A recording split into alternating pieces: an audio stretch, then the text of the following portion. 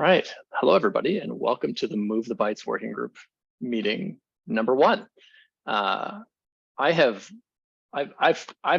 delighted to say that I have prepared a presentation for us all as a way to kick this off because we're very legitimate and we're just going to try to up our game. Okay, it's not the prettiest thing I've ever done in the world, but just a quick kickoff for today's agenda. Basically, the format for this meeting will be the same as you'll see for others, with the exception of this introduction. I'm going to do like a little quick, 15-minute overview of why we've put this working group together, what its intention is. And then we're going to hear from Expeed, aka Brooklyn Zelenka, aka CTO of Fission, do a presentation on a protocol. And so we're going to, Brooke, you can talk for anywhere from 10 to 20 minutes, 5 minutes, take your pick. It's pretty casual. And then whatever time we have left, we will use for open discussion to make sure that everybody's on the same page and actually just provide some room for doing, working group stuff. In that time, we will be trying to pull out discrete tasks, and I'll talk about that in a minute. But just sort of set the stage here for what we're doing. This is, for those of you who are joining this and maybe confused about where you are, this is the first meeting after a kickoff meeting that we had, or an assembly of gathering requirements that we had at IPFS camp in Lisbon. And this is the Move the Bytes working group. The group was titled by 3 people standing around in a room at IPFS camp in 30 seconds before we put the slide together and put it on stage. So it's very, it's a real design by committee for the group name. But why are we gathering here? The purpose of this working group is to ship a data transfer protocol that can replace BitSwap in Q1 of 2023. The timing of this is very real. That's 18 weeks from now, and it's very fast. Why now? Why so fast? I think the general reasons for this are really fall into 2 really big buckets. To position this historically, we are at a point where, as a community, we're pushing for more implementations of IPFS. And some of that is starting to happen. And we are also just trying to transition our entire community towards one that is more oriented towards measurement. Those 2 high-level goals start to coalesce here, where a number of us have found that the spec for BitSwap and Go with BitSwap, the implementation that is most popular on the network, do not match. And this is a very real problem that is blocking new implementations. BitSwap interop is very tricky to get right to begin with, but if you look at the spec is relatively straightforward. It is not it's not super complicated. It's a couple of message types. It delineates how to sort of communicate blocks the network. If you look at Go BitSwap, it is 17,000 lines of code. So the actual distinction is quite high here. And we have 2 very real pain points for teams spinning up new implementations of IPFS. Elastic IPFS is having trouble implementing fetching of data over BitSwap to the extent that, if I understand correctly, and DAGcast folks, you can correct me on this, I don't even think that you're doing it at all. And then those of us at Iro who are implementing IPFS in Rust, we have implemented BitSwap twice at least now. The first time was a hand-rolled implementation, and the second time was a full port, line-for-line port of Go BitSwap. And for us, that forced a very unfortunate either-or choice between performance and interop, where we started to be capped at 30 requests a second because to get the interop characteristics that we needed, we were right now we're in a position where we can either have 30 requests a second and interop with Kubo, or we can not, and we can have something higher, but we can't interop with Kubo. As it stands, we cannot find a way to meaningfully stay connected to Kubo nodes running Go BitSwap as it is right now. On top of that, the actual message overhead of BitSwap just generally is keeping IPFS out of specific platforms and domains. If you want to participate in BitSwap, you have to send and receive a lot of messages, and that is preventing certain use cases from being used. This is in an interoperable sense.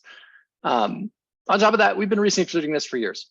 There is an entire Beyond BitSwap research publication put out by the, what team? What's the name of the team? There's a team. They've researched it. They don't exist anymore, if it helps. Okay, it's there. It's been happening. We have suggestions, and why not act now, right? And so I think part of the need for speed here is we have implementations that need this to function right now, and we need some alternative. The other side of this is it's just too slow. BitSwap sends too many messages. We are part of this is facilitating this transition to a culture of measurement. We have done our first round of measurements using test ground, and I'm here to present you the first round of results. So the first thing we did, very basic, was just a test ground simulation of a point-to-point transfer of a 10 megabyte DAG over a 1 gigabit connection with 10 milliseconds of egress latency. We are showing you numbers here that aren't in concrete time because the first thing that we've realized is the simulation of latency in test ground is not accurate, and we need to figure out ways to make that accurate before we put numbers behind this that are real. However, we are making apples to apples comparisons of measurements. We have run these tests 10 or 15 times. They are within 1% of each other every time, so it's a fairly deterministic test. And so we're pretty happy comparing protocols to each other within this context. We're not happy sharing, hey, this is how long we can expect this to take in terms of wall clock time. Writings on the wall here, 5.85 times faster, slower than just a standard TCP connection when for transferring data is, it's just a very meaningful drop off. The other thing here is number of messages sent. On each protocol, as you would expect in TCP, it's a request and response. Similar for the rest. GraphSync, we have to finish doing some more work on. We don't actually have an accurate count of messages on. It's no fault against GraphSync, we just haven't properly instrumented it in test ground. But on BitSwap, we have 41 messages for this single transfer. We can get into why that is, and I think what is problematic about that as part of a broader discussion. But I think the thing you might all be wondering when we're showing these results is like, why are we talking about point-to-point? We're talking about IPFS. IPFS, the whole purpose here is peer-to-peer. Well, we've had some recent numbers come out from Dennis's talk, which I think is required viewing on CID distribution in the network. And you can see here that more than 80% of all CIDs in the public IPFS network have a single provider. And so the use case of fetching from one provider is very, very real. Like it's really common that you are doing a fast fetch from a single provider. So even though we're not yet sort of testing against multiple peers, the point-to-point transfer use case is far more prevalent than I think any of us really gave credit for. And thankfully, the Probe Lab team has like empirically gamed some of this out. That being said, I don't want to be unclear about the purpose in this working group. The highest priority metric we should be optimizing for in this group is this kind of gobbledygook. The total time for all nodes in a simulated network to acquire all valid and wanted DAGs. So half-assed, can all peers get what they want, basically. And when we think about designing a new protocol, I think the one metric we really need to keep an eye on is this one, because it is one that would ideally provide a benefit to a protocol that manages to find some novel means or some means of leveraging the fact that there are multiple peers that can grab data from. But this is ideally, this captures a large design space that allows for lots of different options. The requirements of whatever this protocol we choose, it's got to have a spec. It's got to be built from that spec. This is basics, but we want it to be faster than BitSwap. We want to send fewer messages than BitSwap. It needs to work in a trustless context. It needs to work over libp2p. It also needs to work over HCP. This was a requirement articulated by a number of groups when we did some requirements gathering at IPFS Camp. This was not just like a one-off, hey, at least 3 teams need HTTP as a transfer protocol. It needs to have a reference implementation. That does not necessarily need to be written by the team that wrote the spec. It needs to be able to be implemented in JavaScript. I'm using JavaScript here as like a language that is a nice denominator that says, hey, if you can't write this in JavaScript, that's going to be a problem because we have lots of folks in the community that rely on JavaScript. But the converse, like most other languages, can do everything that JS can. So I think it's a nice, like, cool. If you can target JS, we're in a good spot. You can do WASM stuff. I don't know. We'll talk as a group about how we're actually going to tackle this. Whatever is submitted, it has to be instrumented with test ground. We are using test ground in this working group, and we're going to use this as an opportunity to improve what test ground is useful for. And you got to open source it because but like that should be non-controversial for this group. The timeline for this, as tentatively put forth, I'd suggest this for the group. Let's do 10 weeks of design phase on February 1st. Let's pick the thing. From that point forward, we should switch to implementing it, which means multiple languages, working from a spec, asking open questions, and then on March 29th, we should ship it. Which if you look at the Move the Bytes working group on Luma, we've laid out all of the meetings. That gives us roughly 10 meetings between now and when we need to ship the thing on March 29th. Ideally, that makes this schedule predictable so that other people can participate. Ideally, we can have some stability in the planning here that would allow multiple folks to interject. This is all flexible, but I want to make sure that we don't get bogged down too much on process and we stay focused on the incredible challenge of shipping something new network-wide sometime after Q1 2023. I should say that by publish, I mean, we all say collectively it's done, not it's deployed to everything, right? And I should also say this doesn't mean we're going to turn off BitSwap. The beautiful thing about libp2p and numerous other things is we can do multiple protocols at once. There's no reason we can't be running multiple simultaneous data transfer protocols. Non-requirements, because of the speed here, I think privacy and privacy preserving data transfer is probably off the table. If you can figure out a way to ship a privacy preserving thing that also meets all these characteristics, awesome, let's do it. But like, also, I just don't think that should be an expectation. To that end, we also want to be very careful as a group about not injecting new requirements along the way, saying, it's got to do X or it's got to do Y. I'm going to be pretty sort of like, to maintain the speed of shipping something, let's just say, hey, if you have to come up with novel techniques to accomplish the speed, sure. But sort of glomming on new requirements to the protocol that BitSwap doesn't have to perform, I don't think should be part of this working group's work to date. Because this work, ideally, that we're doing here will have lots of really solid side effects. If we learn to lead with measurements here, we learn to be more aggressive, more effective as a working group. We improve test ground and we get easy implementation authoring, we will be able to ship faster and it'll be easier to get to that other stuff.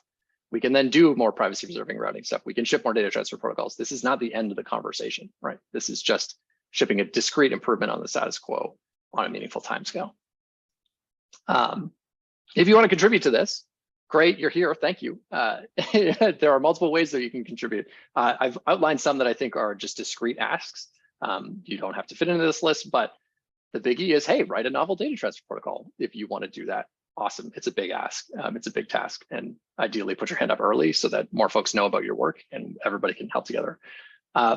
From there, that is not the only way to contribute to this. You can augment someone else's protocol. You can take something, fork it, and say, hey, with this minor change, let's test that. I think we should all be extremely amenable to that type of iteration. You can submit a test for an existing protocol. This one is a really biggie. Like right now, we have test ground tests for all of the Go libp2p stack. The Rust libp2p stack would be really nice. It would be really cool to just have that. But then also existing protocols that we often talk about, but don't necessarily have meaningful numbers in an apples to apples context for. I'm thinking of BitTorrent, I'm thinking of Hypercore, I'm thinking of any of the other peer-to-peer data transfer things that are out there and should be looked at. It would be awesome if we could get some folks contributing tests for that kind of thing, because that's just truly an all hands effort.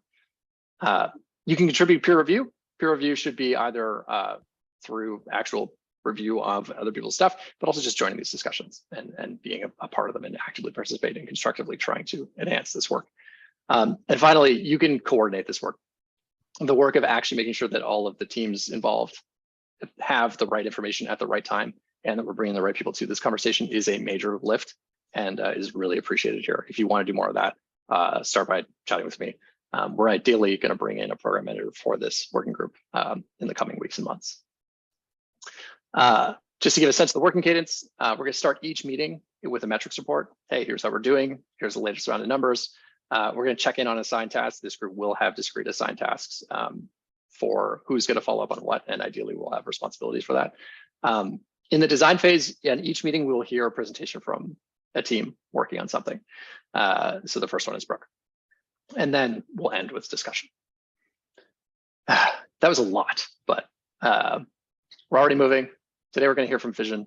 You've seen our initial metrics report. I'm going to provide you more details in the meeting notes. I'll link to those.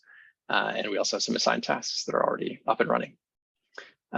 They're basically, let's make test ground latency work, and we got to get to multiple peer simulations, and then we need to test CarSync.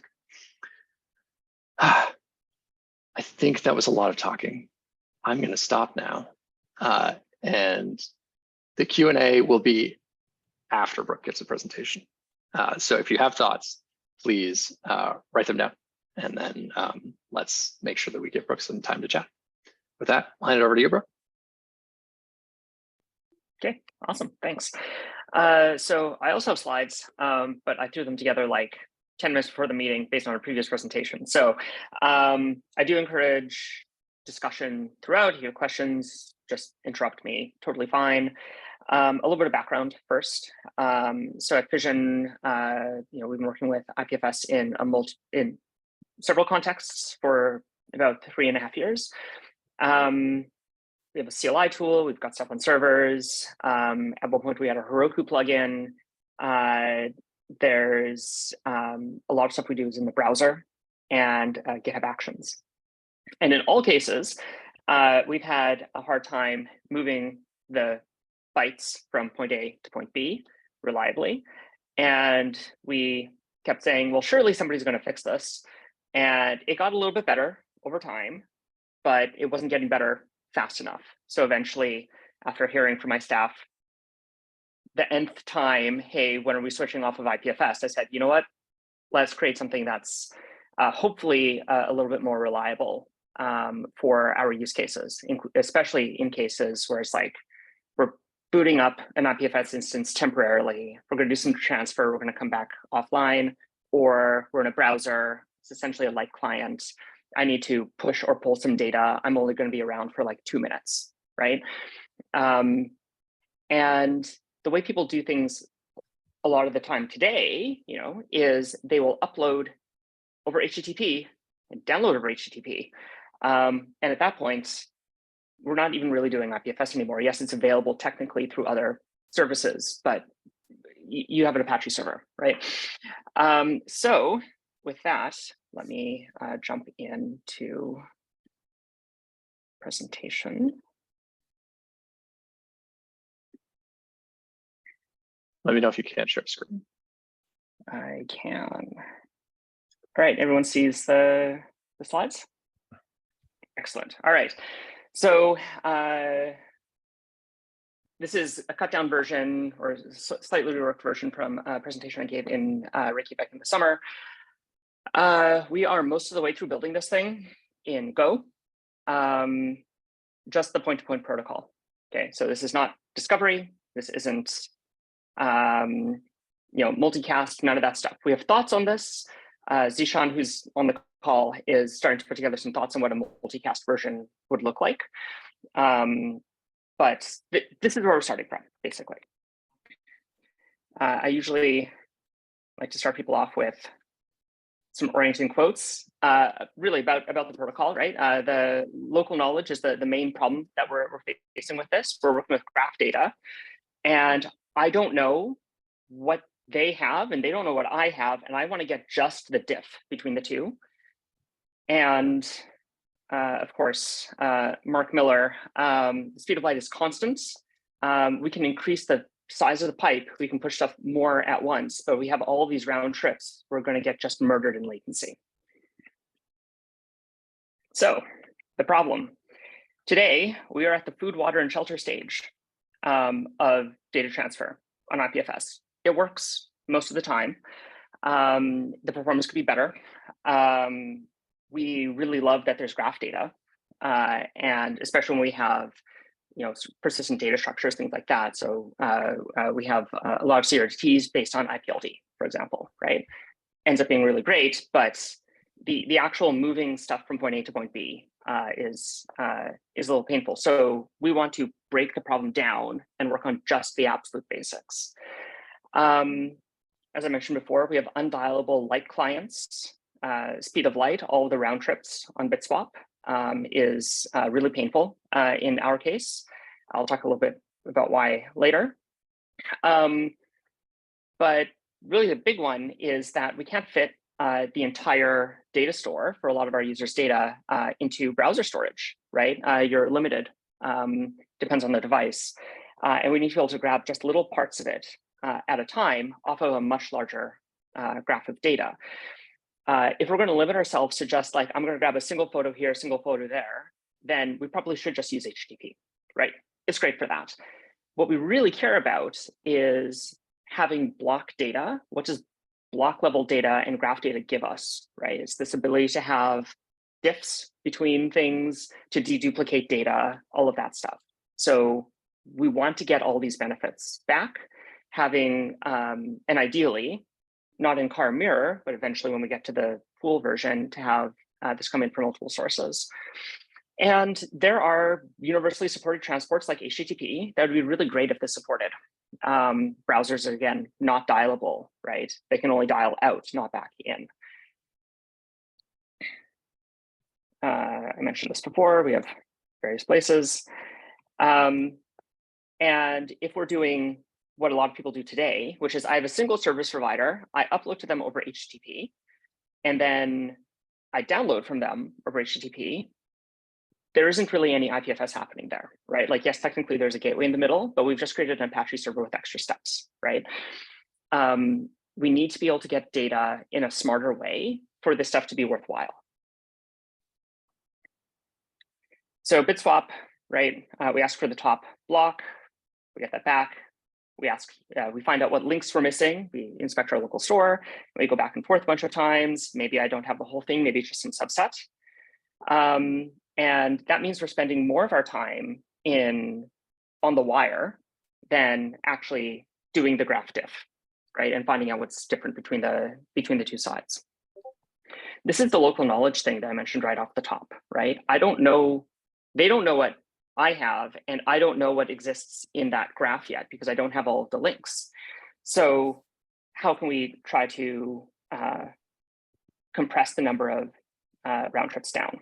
If you have really wide data, you don't really notice this with BitSwap, right? If you have, say, a photo, right, and there's just blocks in a tree, it's kind of okay.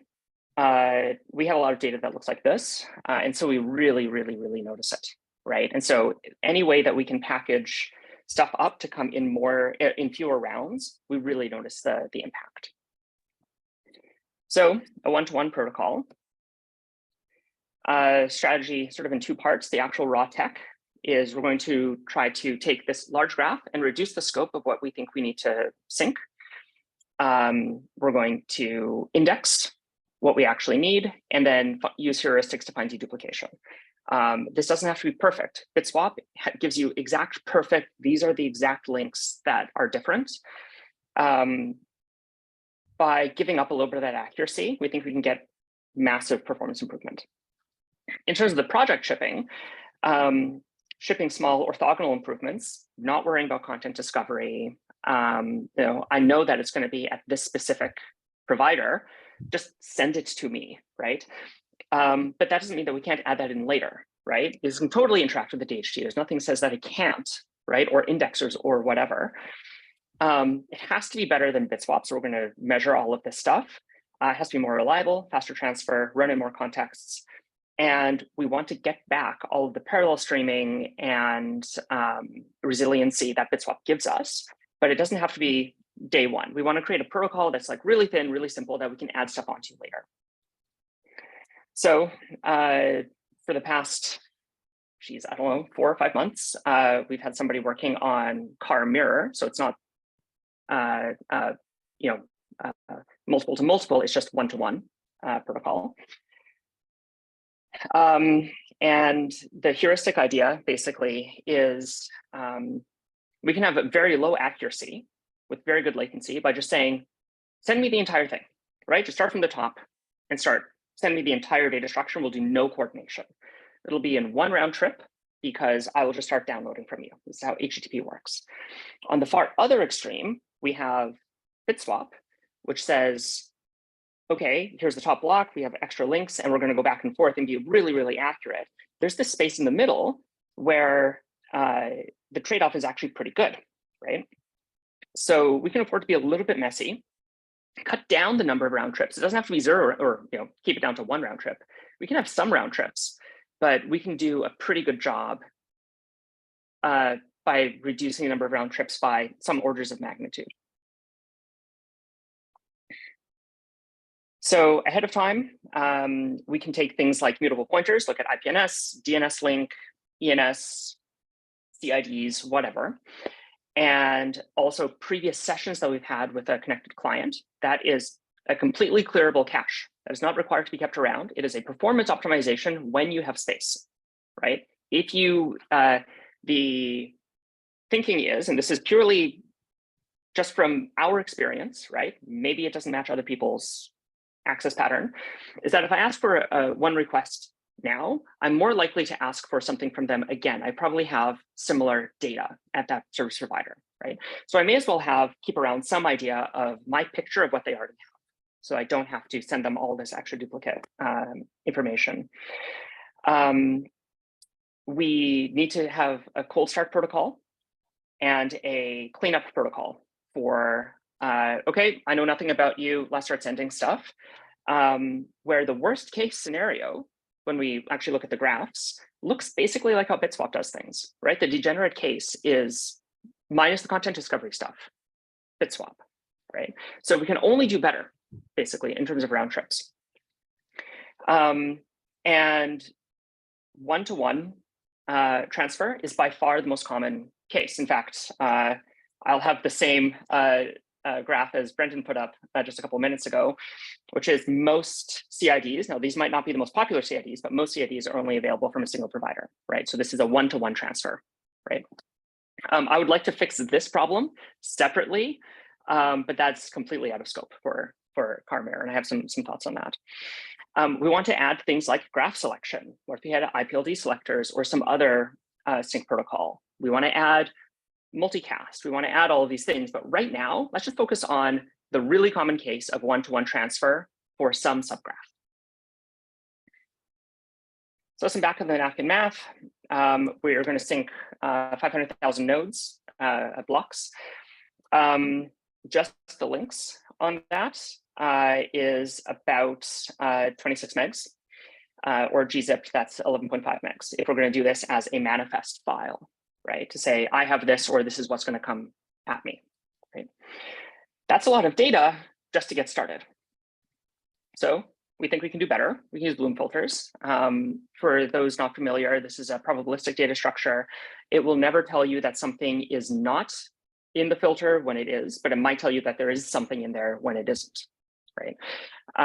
But it gets a massive size gain. So it's often used for caches or for, in fact, set reconciliation, which is synchronizing who has what, basically, in distributed systems. So if we take a false positive rate of 1 in a million on 500,000 nodes, that's 1.71 megs.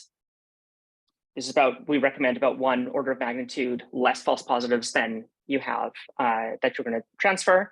That's a 93% savings. We gzipped that, that's under a meg. 92% savings over the gzipped manifest. So we get 1 to 2 orders of magnitude improvement just by switching to Bloom filters immediately. And we don't have perfect knowledge of what is on the other side, but we can have a pretty good understanding. So if we have a 1 in a million false positive rate, that means I can, as a service provider, right, I can receive a request for a SID plus a Bloom filter and go, only 1 in a million of the links that I'm walking down is going to, I'll think that they have it, but they don't, which means I don't include that in this transfer. And they may do another request to clean up. Yeah, I actually need more of the subgraph, right? But I will know more about what they already have. And most of the time, this won't happen, right? It's a 1 in a million chance. It'll happen from time to time, but one in 10 requests. The actual protocol looks like this. We start with selection, which is dereferencing a DNS link or getting the CID, whatever it is. We try to then narrow down the scope of the graph that we're going to work with, either from knowledge about previous runs or from this Bloom filter. Well, at least the Bloom filter, but maybe previous runs, any other information that we have about them. We actually send the stuff. We get a graph status update. So our local knowledge gets updated of what the other side has. Then we do some cleanup. But if they need more stuff, then we do this new loop, right? It's like, okay, well, you're going to need another transmission of this. We have more knowledge. We can be smarter about this and more accurate as we go.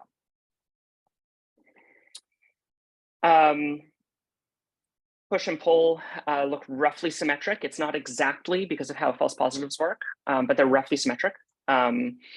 This feels a lot more like client server, where it has these push and pull semantics. Because browsers are not dialable, they need to have the concept of push. The way that we initially set things up with IPFS in a browser was, hey, I'm going to ask the IPFS node to pull this SID off of someone in the network, one of its peers, and then it would make a request in and pull stuff out. We need to be able to push as well. We're doing this with car files for a few reasons. We've had success with them. Other teams have used them to great effect. Daghouse, Web3 storage, a bunch of people, and have, I think, without fail, people have reported high reliability and much faster transfer because it's going over reliable because it's over HTTP, and faster because we're not doing all these round trips. This is one session, not even really that simplified, of a car mirror round trip. We collect our Bloom and roots. Roots being the top CIDs that you want to get. It could be more than one, because maybe this is some later transfer, you want to get multiple top parts of a graph. Send that across, they'll analyze, they'll start walking the graph, adding this to the car file and sending it back. That could be a streaming car file or a single file, doesn't matter. Other way around looks similar, just the arrows are reversed. There are some differences if you look at the spec in how it actually behaves, but it's basically the arrows point the opposite way. Then we need cleanup. So I have, we've done maybe 2 or 3 rounds of this, and now there's a couple, single CIDs that I need to still get. We stop, we essentially switch into something that looks a lot more like BitSwap, and we say, hey, give me all of these, this is my want list, and it'll send those individual ones to you. We can also do things like graph contraction. So all the graph techniques that you know about suddenly become applicable, because now we're working with graph data, not blocks, right? So knowing, okay, when I can build up a Bloom filter for each of these subsections, so I don't have to build it manually every time.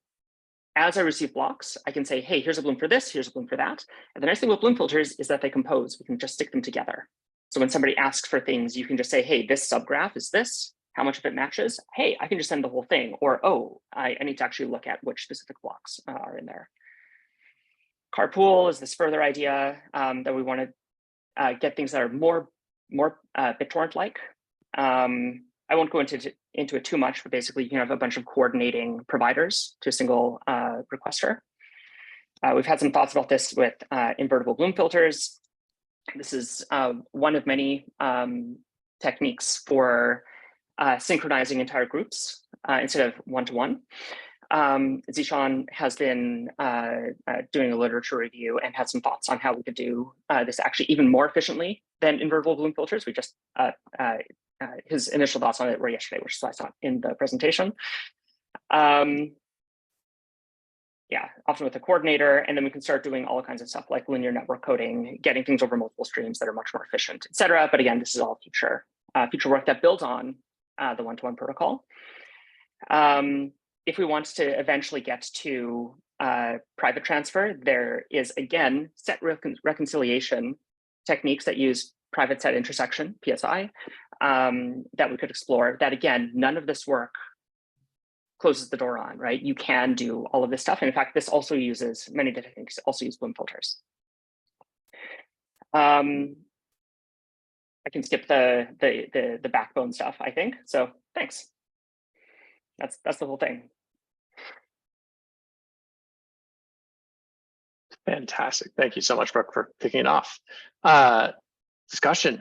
We have some logistical questions, I know, and then some questions for Brooke. We can start anywhere. I'll keep a stack. Put your hands up if you like. Oh, it's so hard. Actually, jump in chat if you want to talk. Brooke, go ahead. Yeah. So back on your presentation, Brendan, you had a timeline that was basically like design, implement, ship. How does that relate to the testing? And because like I assume that we want to write stuff, test it, redesign things, rework things. see what other people are doing, incorporate them, and have like learning loops. How does that interact with the timeline? That's a fantastic question. I think all of this is consistently being measured at all times. So like ideally we have this test ground simulation that we're running as many possible scenarios as possible in like as we're going. So faster we can ship code into that thing and start measuring it, great. Like it's like the implementation phase ideally is a chance for us as a group to say, hey, on February 1st, we're going to make a choice. We're all going to coalesce as a group around some set of decisions and then switch to, okay, how do we red team this? How do we do multiple implementations of this? How do we make sure this is all happening? So in my mind, it's all happening simultaneously. We should be seeing running code long before. Does that answer your question, Brooke? Cool. Hannah and then Arachne. So I had some questions. So there are two questions. One is like the metric total time that like I have some questions about that. Like total time suggests like when does the last byte arrive? It doesn't necessarily suggest when the first byte arrives, and that might be very important for I mean, it's sufficiently important that I would hope it is not left out, because for anything that is a small file, by and large, you don't give a crap about, you know, like what speed of transfer you care about, you know, when it gets there. And then there's a bunch of other things like, you know, how big are the things we're transferring? How well distributed are they distributed multi-peer? Like are we going to set up a test bed where like the other 5 nodes all have all the content, and if you write your multi-peer, you win, you know, like or are we going to say, well, but like sure, but like we also know that you know our current setup is the vast majority of content only lives in one place. So like how are we weighting those test case scenarios? And then like the one thing I have my question about the timeline is, it seems odd to have our like choice point be time bound rather than performance requirements bound, right? Like if after 10 weeks we don't have a thing that does whatever these performance requirements are, which there actually are, I think, a number of things that are not maybe need further definition there. We're like, screw it, we're all going to ship this thing, right? I definitely like the sense of urgency overall, but then like the sense of like time bounding a thing to ship seems odd in the sense of like, let's implement it in lots of languages and like, you know, maybe we want to keep iterating until we're, you know, making that kind of investment, especially since once in the world it's harder to change. Totally. I'll take this, but I'm going to stop ping ponging after this and just like ideally open this up to the whole floor, because I think that's particularly your question about metrics. It's an open question. We should totally chat about it. To speak specifically to timelines and the sort of like choosing of a date of February 1st. I think you're totally right. And I've intentionally sort of like carved out a lot of the requirements such that secretly GraphSync already does a lot of those things. So like we already have a candidate protocol on the board that like is pretty close in measurements, right? The idea here is to be measurements driven and say, hey, every meeting we're going to check in, how are the set of things that we can measure performing, in my opinion, in a network that as closely as possible matches the existing public IPFS network. And at that point, you know, to your point, Hannah, if we don't have something that ships the requirements, everybody here's a free actor. It's a working group. You don't have to do anything, you know. But ideally, we're better together, right? We get a chance to like, if we can coalesce around the decision, and you all know that the meeting's on February 1st, and so like show up on February 1st and let's all pick a thing. And it's just an arbitrary date and time, but at least it means that we can all plan around it, right? And half the challenge is just coordinating across 7 organizations.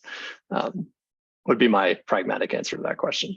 But I could totally see that scenario happening, Anna, where we just don't pick something because nothing's ready. In my mind, that's not an outcome I want. Cool. And then we had Arachne next. All right, yeah. Hey everyone. I just had a question. I remember a couple of weeks ago in Lisbon, we end up writing a bunch of use cases and stories. Are we Is there any plan to turn it into something that we can use or discuss it further? Yes, sorry, it's already linked in the notes. If you go to the notes and you go to the working group docs, if you click on that link, it's there. I've been coalescing and compacting them. It's actually a lot to go through, but we're absolutely trying to work all of those in and put that back out to implementers. Brooke. Sorry to take up all the space on the call. To Hannah's question of why that date, I agree with you. I think we shouldn't ship something until it meets some minimum bar, right? In the meantime, so why did Fission start working on this thing at all, right? Is that for us, it's existential. And I think it's probably existential for a few of the teams on this call. So we're going to ship something that works with hopefully at least one other team. That definitely works for our stuff, but at least one other team, like in the next couple of months. And if we have to change it later, so be it, right? Totally fine. We can still, and in the meantime, we can have interoperation with the rest of the network over BitSwap. Continues to work, right? So I think there might be some differences in here of like standards work versus company work to some degree. I was chatting with the editor of the XML spec a couple of weeks back, months back now, about UCAN. And his advice was like, don't specify something until you have, N teams actually running the thing in production, right? Because then you're locked in, to your point. So it might be, hey, let's see if we can get this thing running as a secondary protocol. And then we can have essentially a beta phase on the public network and continue. But anyway, just some thoughts.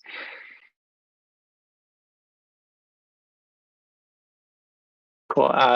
Hannah, why don't you let you respond, and then we'll go to Rudiger, I guess. Sorry. Yeah, hold on. Sorry, 1 second. I think there's a tension between like building a protocol that is useful, that is a replacement for BitSwap, which reads like this is a standard that a lot of people are going to implement, versus like companies producing protocols that solve their solution and maybe work for one more person. Because there's a in my mind, there's a difference between a general case and a specific case, right? Some like the point to point, makes 100% sense, but like as I understand your protocol, part of the reason it's designed the way that you have it is that sync is a really important case for you all, right? Like, and that may or may not be other people's use cases. So then to me, it's like I think I actually like the distinction of like, this is not implementing the replacement for BitSwap.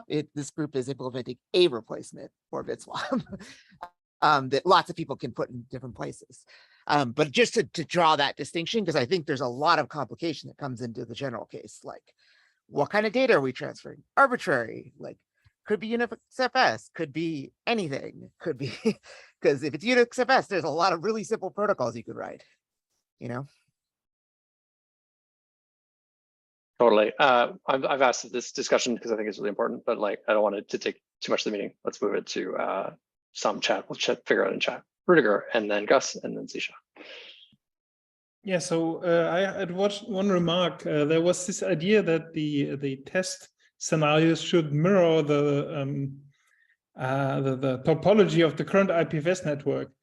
And as we've seen from these graphs, like the majority of SIDs being on just one node, this is not really how we want the IPFS network to be. This is a kind of pathological state, which is maybe it is due to some deficiencies that we currently have, that we have this situation, but we should not try to optimize for something which we want to move away from. I mean, if a SID is always on one node, then we might not even need all this stuff.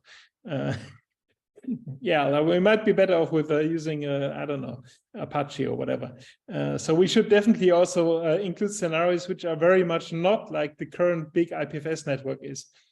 That was all. And I got some more technical questions for Brooke, but I guess I'll do them later. Or, yeah. Fantastic. Gus. Yeah, I was curious. I haven't seen much discussion about content routing, but Bitswap does play a pretty critical role in content routing as well. Like for example, there are pinning services that don't advertise to the DHT at all because they just rely on the fact that Bitswap does content routing in a really crappy way. But like, has anyone have any thoughts about what to do about that? Like introducing a new data transfer protocol doesn't, like, if it's just data transfer and doesn't deal with this situation we have right now, it's not going to be usable for pinning services, right? Because they're like the ones that rely on Bitswap for content routing. Yeah, and speaking of content routing and the DHT, does anyone have any thoughts or plans for how, like currently the DHT provider records don't give you any information about transfer protocols? So do we have any thoughts or plans on that? Meaty. Zishan. It's actually funny because that question was what I brought up to Brooke yesterday in our meeting. Where do we see content, content discovery, use of Bitswap versus the actual just transmission? And what does that mean? As I've been looking in the multi, kind of many to one communication, what does that look like, right? When you can take advantage of these things. And I think that's a great question, Gus. And they might be different. The thing I was going to ask, I think one of the first things we should do, because I know the couple people at Fission working on Carmir, they had some issues trying to run up the test ground stuff. But everything I've seen was really good about it. I've been looking a lot at this Augusta De La Rocha paper. I think I mentioned in one of the chats yesterday that uses test ground for testing things that they tried to add to Bitswap around TTL messages and a relay manager and peer block registry, which never actually made it into the Go implementation. But they have obviously test ground for the stuff. So I think it'd be a really good thing maybe to get someone up and running, or from some team to like do a demo of how to work with test ground today. What are the things we need to do to make test ground better, for more amenable to this stuff? Because having worked on a lot of like, for the Comcast, we worked on a lot of network load balancer stuff. Like, and obviously we had our own data centers to run things in with actual switches and top of the rack routers, but having a benchmarking suite, that was like one of the first things we built just to be able to keep running every iteration. And we ran it on our pull requests. Pull requests would fail if we don't get benchmarks to a certain degree. So yeah, anyway, I think having a test ground kind of thing, sooner than later would be really, really great for the community. I'm glad I'm on Stack Next to answer in reverse order. Zishan, we have infrastructure set up now. There's a link we'll add to notes. It's on a branch, on a repo, on our GitHub, but we are running this for the community right now and have a plan to move that into a cross-org setup that Protocol Labs and Number Zero will be hosting. Casey from our team is working on a guide for writing. We'll be starting to work on a guide to write an implementation or on how to move to test ground. So like part of this is like really making it a lower barrier to entry to actually be able to add something to this specific test ground setup. I'm going to use the term move the Bytes working group test ground, move the Bytes test ground to refer to our instance of test ground as we work on this. And so in that one, we will be working on documentation for you to actually be able to meaningfully contribute either your protocol or an ideal scenario, existing stuff off the shelf. Gus, to answer your question about content routing, some of this, I think that's going to be the pernicious question here, right? I think I want to push back a little bit against this. Like, we do actually need a generic can replace Bitswap protocol. This is a across the board concern. And the interplay between content routing and data transfer that is present in Bitswap is a unique to the protocol characteristic. And it's a question of how or if those things can or should be cleaved apart. I think that's like the big thing to dig in on as this group, right? Like, really, and because we're seeing this challenge show up all over the place, like the number of blocks we're seeing on the network.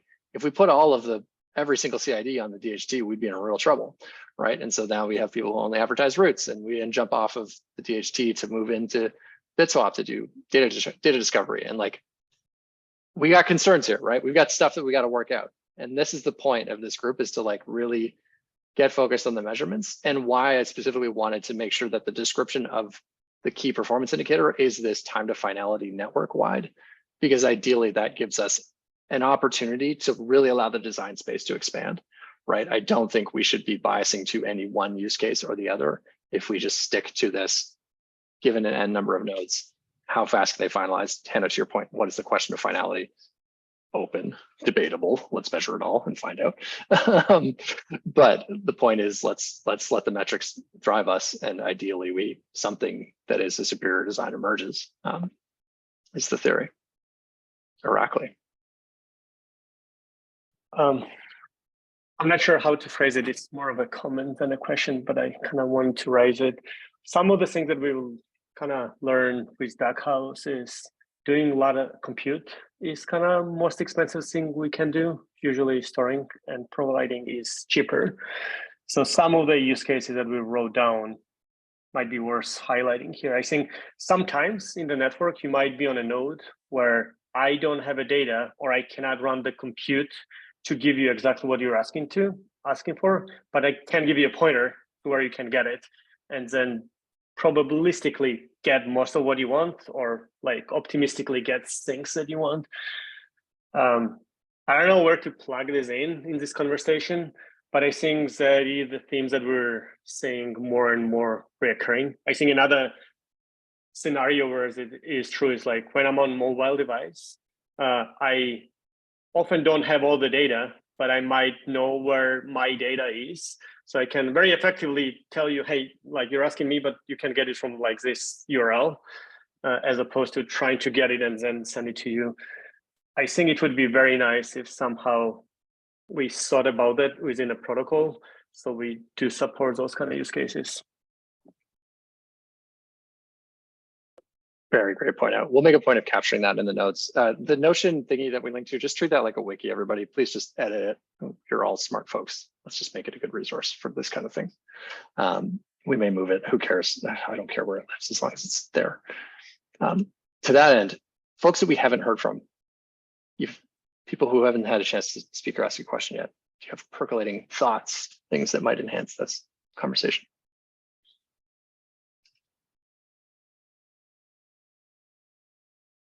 Ian. Cool. Yeah. So just some small things. So I mean, so I'm from Pegos. So yeah, we hit these problems way back in 2018, I guess. And we've had kind of a simple version of what I imagine is going to come out of this live pretty soon after that, which it basically amounts to we send the root CID and a selector to a node, because we happen to know roughly where the things have what nodes have the blocks already, or at least which ones have the root, and they just send back all the blocks required that selector hits, and so it's exactly one round trip all the time. Because as everyone has said, the bit swap latency just was killing us, and all of that's just sent over a peer-to-peer stream over lib peer-to-peer. So it's not even really adding anything protocol-wise. But I mean, it's specific to our data structures and setup. So the selectors are very simple and small. But yeah, might be a useful data point. Ian, is that written in Java?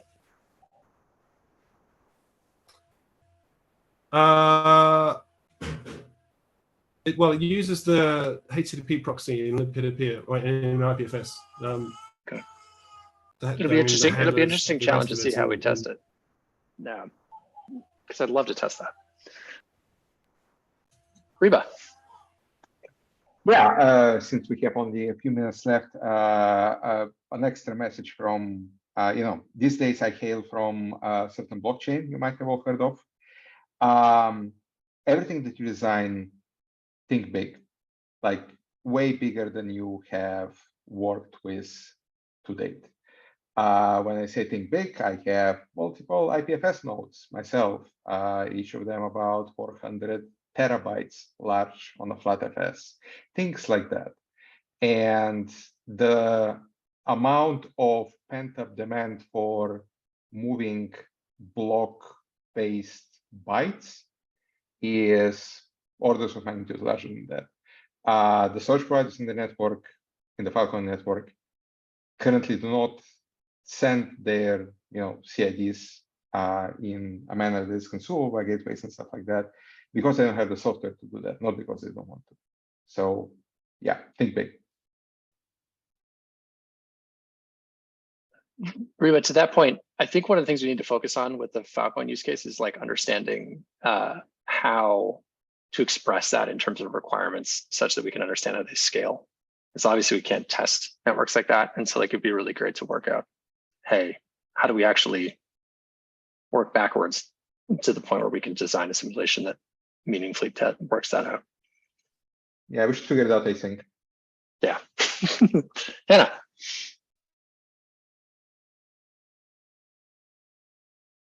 This is actually a question for Reba. I know I've heard from you and various DAG house related folks that you guys are not into graphs, I guess, is how I would describe it. I know that, sorry, that's a generalization, but like you're into like, let's deal with like better block transfer approaches or multi-blocks or cars or whatever, but like I've heard the phrase DAG traversal considered harmful. So I'm wondering if you might be able to speak to the group about that, because I think it would be useful context for people to have in mind if they're thinking about new protocols. Yeah, so we're almost out of time, but really quickly, actually, Brandon said this higher up in the chat. Traversal is obscenely expensive. So having traversal be done on all clients and servers for all kinds of reasons and no reasons is harmful. Traversal is something that you need to do in the absolute last resort. So this means that as a client, I need to reassemble stuff to check it. Yes, if as a client I can establish a trust relationship, I should use that. I should traverse only if I have no other option to do so. Correctly. If I may add to the in the DAC house, we are into graphs. It just we're not into traversing them essentially. Also we may not have codecs for the things that you want to put in a graph. So how are we gonna even traverse it? So approach is you have a dog, put in a car so it's flat, and then we can give it to you back. Is kind of where it's more headed in our head at least. So encode a graph before storing it so you can get it and build a graph if you need to. Cool. So that brings us to time. I apologize. I'm going to go a minute over, 2 minutes over, just to wrap up what we're going to do in the next 2 weeks. So in the next 2 weeks, we have, ideally, we'd love to see some folks emerge that say, hey, we'd like to submit a set of ideas. Even if you're thinking about it, let us know. Best way to let us know is to just jump in these meeting notes for now. We also have a GitHub repo that we're doing the test ground stuff on. I would use that as our starting point. That's #0/test plans. Let's start there. Just create an issue there if you want to post something up. But we will submit a new round of measurements. We're going to try and get carpool, car sync, car mirror, whatever the current thing is, measured in test ground in the next 2 weeks. And ideally come back with some numbers on that, and ideally move to multiple peer testing for in the next 2 weeks so that we can actually see a network and get our first numbers around finality. I'd love to advance this discussion a number of places. Really looking forward to ideally gathering up as much as we can async and then bringing that back. We have a channel on the Filecoin Slack called Move the Bytes. Let's use that. I am correct about that, right? Someone please correct me if I'm wrong. Pretty sure we do have a Move the Bytes Filecoin Slack channel. Join that if you're lost. Awesome. Thank you so much, everybody. Really appreciate it. And I hope you have a lovely rest of Wednesday.